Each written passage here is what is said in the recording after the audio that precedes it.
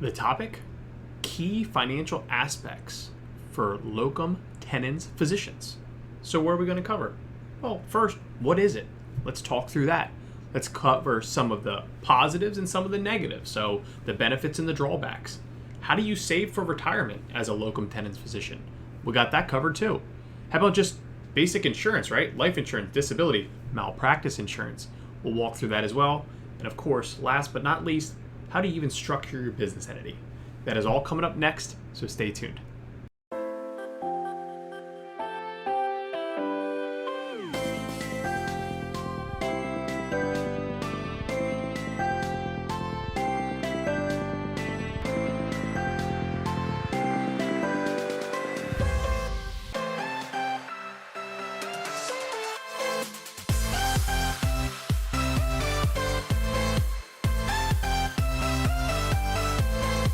So what is a locum tenens physician? Well, first, the term locum tenens comes from the Latin phrase to hold a place. So with locum tenens, you're essentially trying to fill the void in hospitals. So whether it's a hospital that maybe doesn't get as good of coverage, maybe it's a hospital that's being overwhelmed for whatever reason for a certain period of time, essentially you're coming in as a contractor to help fill the void. So that is where we get the term locum tenens from. And there's many pros and cons to this position. Personally, this is one of my favorite areas of medicine, I should say maybe physician routes to work with. I think there's just so many unique opportunities, but I think also a certain person fits this need better than others because there's a lot of moving parts that come with that. And while most of you are probably very familiar with the term, you probably have colleagues that work in the locum tenens path, we're going to walk through some of the pros and cons to this very unique but awesome physician world. All right, so at a very high level, let's just talk through some of the benefits. The first benefit most physicians notice is you likely get a higher pay because you're coming in as a contractor. Now, I always put a little asterisk here. You're likely getting paid higher for a few reasons, right? You're not getting any of the benefits. You're coming in as a 1099 employee. So right there, naturally, your pay should be higher. And you should definitely ask for a higher pay because of that. So the first part is just you're going to get a higher pay out of it. By you being a 1099 employee, you are a business owner. Congratulations, you are now a business owner. So with that, you get to take advantage of a lot of other write-offs. So one thing you really have to understand in this world is track everything. Maybe some things are deductible, maybe some things aren't, but I can tell you now in the 1099 world for our locums physicians, there's a lot of valuable write-offs. So track everything. That is one big benefit to this role. You get to travel. So one of the big benefits we hear from a lot of our physicians that are in this role is they get to see the U.S., right? And maybe the world, depending on where you're going with it. But you get to see different cities, you get to see different towns, maybe smaller towns as opposed to the larger cities that are maybe more common, at least the training part of medicine. So the actual part to get paid to travel is certainly a very intriguing benefit. And last but not least, on just a high-level overview of the benefits, obviously there's a ton of benefits for this role. You just get to experience different hospitals and different systems. And then maybe someday when you decide, hey, I think I'm going to find a more long-term stay, you've seen a little bit of everything by this point. You've seen different hospitals. You've seen different parts of the United States, and again, maybe the world. So I think that is another huge benefit that maybe does not get enough love is it probably adds a lot more clarity on what you like and what you do not like for whatever that next phase of medicine may be for you. All right, so those are the positives. Well, let's talk through some of the drawbacks. And some of you may not consider these drawbacks, just like on the benefits, maybe some of you didn't consider those to be the best benefits. So it's going to be different for every person, but let's just talk through at a high level some of the main drawbacks. So first part is there's a lot of travel. You don't really establish a home base. You know, most of the physicians that we work with, they do have a home base, but they're not spending that much time there, right? They're going to different areas, spending a few weeks, a few months in these different areas. So there is a lot of travel. So while we label that as a drawback, we also kind of label that as a positive, right? If you like that part of the travel. So keep that in mind. If you are married, if you have a significant other, if you have a young family, if you have children, you're likely not going to be home as much as an academic physician that, lives in Philadelphia, works in Philadelphia. So again, keep that in mind. This is kind of linked to the travel part, but you're going to be away a lot more. So again, higher pay does come in here, but then you got to value that work-life balance. You're going to have a little bit more travel time in there. You're going to be away from the home a little bit more. So again, those are probably two of the more common drawbacks we hear, but it just depends on where you are from a personal standpoint. Next up is lack of employment benefits.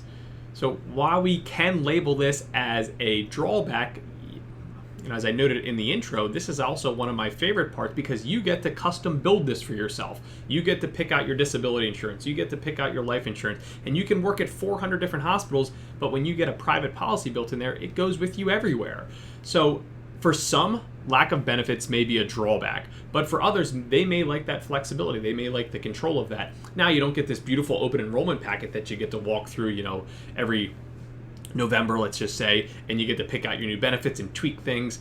Health insurance is very expensive, so if you're currently a locums physician, you probably can sit there and say, hey, one of my highest costs is just paying for healthcare out of pocket, but you just have some more flexibility in there. So again, with all these pros and cons, you could kind of tilt them either way, but just trying to put some things on your radar. Retirement savings, so kind of building on that retirement idea. It's not as simple as saying, hey, my employer set up this 403B and I have this 457B and I'm all nice and organized and I max that one out and I max out that one and I get some match. You don't have that set up. You were fully responsible. Now, again, for my nerdy side of things, I like this. You're in full control. You can go open up a solo 401k. You can start a defined benefit plan. That's a term we don't hear all that often, but for solo locum physicians, it is a huge benefit. You can crank away $100,000, $200,000 into a defined benefit plan. Now, it has some more moving parts to it, not as simple as just open up a solo 401k Fidelity and moving on. So there are moving parts to it, but one of the huge benefits there is that access to easily building a defined benefit plan. So while this part can be overwhelming for some, it could also be a huge benefit if you take the time to get organized and kind of get your retirement buckets built out. You actually probably have more retirement buckets, or if we don't label them as more, you have larger amounts to add to those. So I would label that as possibly a drawback, but also, again, possibly a huge benefit to you in the long run. And then last but not least, cash flow. Cash flow is going to change. Every new job, every new city, there's going to be a different pay structure, there's going to be different expenses. You might be renting in a short period of time, you may be staying at a hotel for a short period of time, you might be coming back to your home base and then doing it all over again, and then back to home base and doing it all over again. So your cash flow is not this nice, smooth W-2 salary, but you're a business owner. Business owners are, for the most part, are pretty used to this, right? It's not just this simple cash flow machine. So you're going to have some ups and downs, and that may catch some of you off guard, but it could also be a huge benefit just because it's one of those pros of being a business owner. Again, sometimes overwhelming, but build up a better emergency fund, have better cash reserves, and it all works out in the long run. So while those are labeled as drawbacks, a few of those you could label as pros as well. So keep that in mind, but again, the main goal of the blog post, but also the video to accompany the blog post, is just making you aware of some things that we label as pros, some things we label as cons, but some can switch either way as well. All right, next up is saving for retirement as a locum tenens physician. So I started to hit on this a little bit in the last section on just kind of your lack of retirement options, but let's actually talk through all the options you do have now. So most common, you hear about SEP IRAs and simple IRAs. Those are great tools. The only caveat I would attach to those is as soon as you open up a SEP IRA or a simple IRA, which are very common in the 1099 world, you pretty much block out backdoor Roth IRAs. So in our world, we try to usually avoid those, and we lean more towards something called a solo 401k. Really the same benefits of a SEP IRA, but the biggest benefit would be you can still continue to do your backdoor Roth IRAs. So we in the blog post, we have some notes on all of those, but if you had to choose, I would lean more towards the solo 401k as opposed to the SEP. We don't even note the simple IRA in the actual blog post, which is where most of the content for this video is coming from. But just be aware of that. That's the one downside to the SEP. As I noted too in the last section, the huge benefit you could have if you are a true independent contractor, it's just you, no employees, a defined benefit plan, while it does cost a few bucks every year just to keep it up and running, you have a huge opportunity to crank away some serious pre-tax dollars here. We're talking like 100,000, 200,000. Now, there are moving parts that come to a defined benefit plan, in particular a cash balance plan. So I won't get into the details here, but if you go to the blog post and scroll down, we actually have a really neat calculator from a company called July, who really does a lot of 401k work and defined benefit plan work. But check those out, just to kind of see how much room you actually have to possibly look at taking advantage of the defined benefit plan. And then a few other plans that we noted are plans that everyone should be taking advantage of, right? Check out your HSA. So you're going to pick out your own health insurance plan. Does a high deductible plan make sense? If it does, make sure you have the HSA functionality there. Put some money into your HSA, your health savings account. Look for that backdoor Roth IRA. Every single year at a minimum, we would say at least try to max out in your example here, the solo 401k. Always do your backdoor Roth IRA. So you have at least 19.5 there. You can actually get a lot more into the solo 401k. 19.5 just referring to the 2021 limits as I record this video. Backdoor Roth IRA, again, 2021 limits, 6,000 or 7,000 if you're 50 or older. And then once you get through all your taxable accounts, you get through all your tax qualified accounts, don't forget about your taxable account. So we always label this as our overflow account. Taking advantage of your solo 401k, taking advantage of your backdoor Roth IRA, hopefully the HSA is in there. After that, maybe we plug in the defined benefit plan, really cranking away. After that, you have your taxable account. So just make sure you're paying attention to that. That'll always be your overflow account. But as a locum tenens physician, it's not as structured as here's your options, choose these, max this out, max this out. But when you go build it on your own, you just add some flexibility. So those are some good retirement plan savings options as a locum tenens physician. All right, next up, risk management as a locum tenens physician. So let's just talk through the main ones. So we kind of list in the blog the main risk areas, but I think we could even simplify this to say, here's what you should be looking for. First and foremost, medical malpractice. Because you are a locum tenens physician, depending on how you've done this, if you've done it on your own, there's some organizations that will help too, but you need to make sure you have proper medical malpractice insurance. Make sure you understand your tail coverages. Make sure you understand how all these items work. So medical malpractice is your first and foremost. Make sure you're properly covered for that risk. After that, we can start to transition over to the personal side of things. So what other risks are out there? Well, I always say our biggest asset, and we don't think of it this way, but our biggest asset is the ability to wake up and go to work every day. How do you protect that? Well, for the most part, you protect that with disability insurance. And because you don't have that beautiful open enrollment packet that says, hey, we provide you this, if you want to increase it to this, here you go, you have to do this on your own. So make sure you have good disability insurance in place.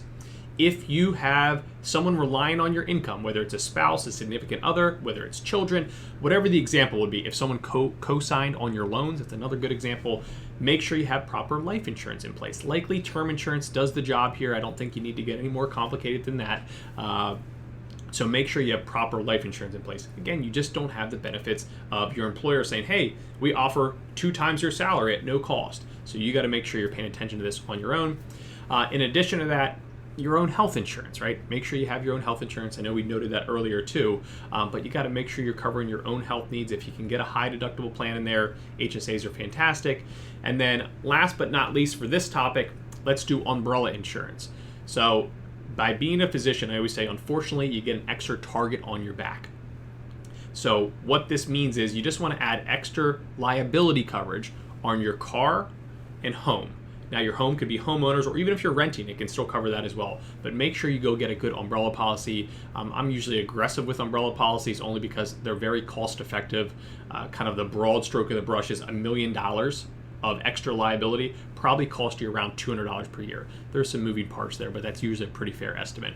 So always try to match that umbrella policy with your net worth, and don't be scared to round up. So if your net worth is at $700,000, increase it to $1 million. Usually you always start with $1 million policy. Even our clients that have negative net worth, thanks student loans, we'll plug in $1 million policy because, again, just very cost effective.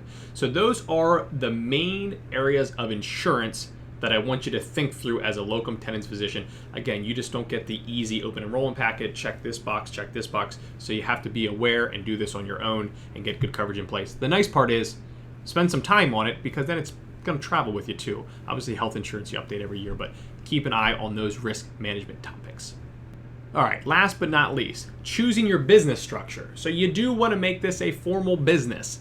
So usually that starts with just creating an LLC. Now the difference comes in how do you really file your taxes, and this is where one, talking to a business attorney I think goes a long way, but also talking to your CPA, your accountant, on what's the best way to build this out.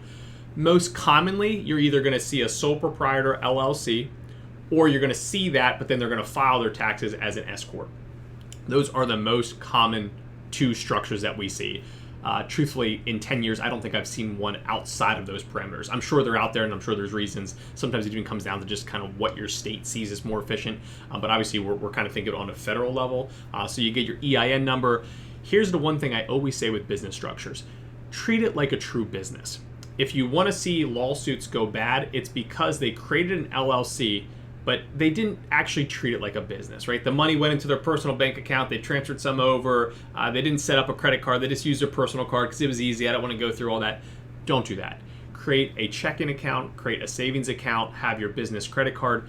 It's a business. You created a business. Congratulations. Treat it that way. So whatever structure you decide, make sure you build it the right way. You have your checking account, you have your savings account, you have everything organized.